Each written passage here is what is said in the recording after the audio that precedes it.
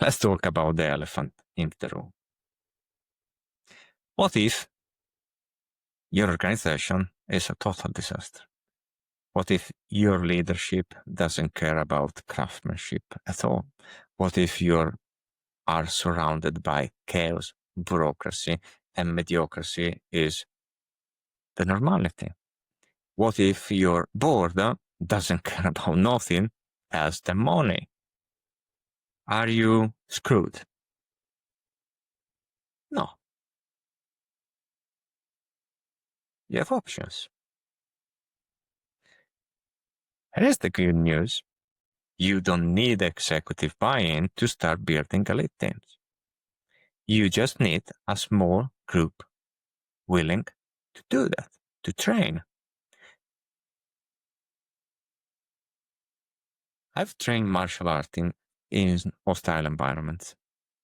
As I told you, kids from broken homes, abusive situation, neighborhoods where violence, drug, prostitution was the normal, tough environment. The gym was their sanctuary. And for this that they are doing what I was doing in the past, the gym is still the sanctuary of these poor kids. And over time, the discipline they learn in the dojo changed how they handle the chaos outside. And in Italy, I have perfect examples of people that they start to do judo, and then they went in very tough places, rule in the old days, still from the terrorism of the mafia, and they have changed the surrounding and the neighbors only with one simple dojo. They don't fix their environment. They transcended it. They've changed the culture of all the people around the dojo. Only because the new kiddos, they were going in the gym so that they were prevented to go on the street to become the new criminal. Same things happen in software team. You can't fix a dysfunctional organization overnight. Unfortunately, I don't have the magic rod.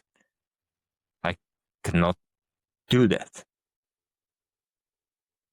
Even Gandalf probably cannot do that. But what you can is building on small steps. Building small elite teams that moving from white belt to black, they will become the agent of change. A team that practices extreme programming and test-driven development in the proper way, so that after that the board has pushed the management to embrace AI to improve the profitability of the organization, these people that they know how to develop in the proper way, they can use AI to enhance all the goodness that they have and becoming even better. To have even more time to finally go and teach all the others about which kind of performance they can reach. They can socially cooperate daily with all the others in a way that they will be absolutely the driver to change everything.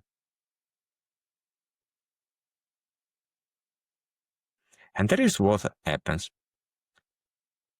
The team, they go in the dojo, they start to improve their ability, they start to practice TDD properly, they start to review the codes in a relentless way, they hold the accountability, and over time, their delivery will become faster, with higher quality, cleaner, more reliable, with less ticket.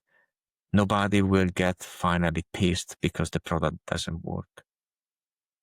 The support won't be flooded of tickets every deployment they are doing.